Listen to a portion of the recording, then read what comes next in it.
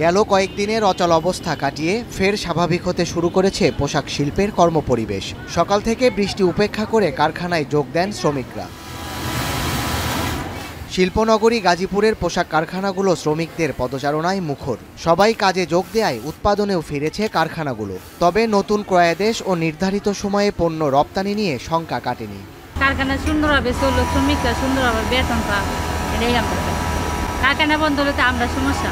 আন্দোলনের কারণে ফ্যাক্টরির কাজকাম কম আছে, আবার ভাড়া আছে না। এদিকে শ্রমিকরা কর্মস্থলে ফিরলেও অনেক কারখানায় কাজ না থাকায় অলস সময় পার করতে দেখা যায়।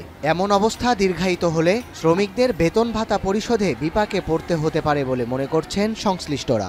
ঝামেলা না হয় আমরা তো এটা চাই, কিন্তু বাইরে আন্দোলন না হয় আমরা তো এটা শান্তিভাবে আমরা কাজ করি। কাজ নাই এই জন্য আর কি অলসতা করতেছে, আবার কাম আসলে আবার সামনে মাল দেয়, এরকম আর কি। স্যালারি তো ঠিক টাইমে দেয় না, 25 তারিখ 28 তারিখে স্যালারি দেয়। এরকম করে কি মানুষের সংসার চলে?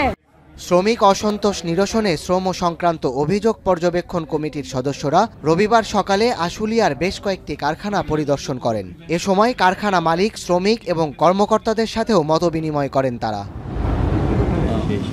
কমিটির আহ্বায়ক এবং শ্রম কর্মসংস্থান মন্ত্রণালয়ের অতিরিক্ত সচিব মোহাম্মদ সবুর জানান, শিল্প কারখানার শ্রমিকদের বিভিন্ন দাবি এবং সমস্যা সরকারের কাছে উত্থাপন করা হবে, নেওয়া হবে প্রয়োজনীয় পদক্ষেপ।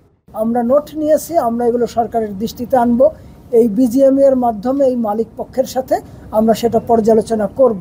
আমরা তিনটা পক্ষ মিলে আমাদের যে সুনাম রয়েছে সেটা আরও আমরা বৃদ্ধি করতে চাই, আমাদের এক্সপোর্ট আরও আমরা বাড়াতে চাই, আমরা অন্য দেশের সাথে প্রতিযোগিতা করে আরও এগিয়ে যেতে চাই।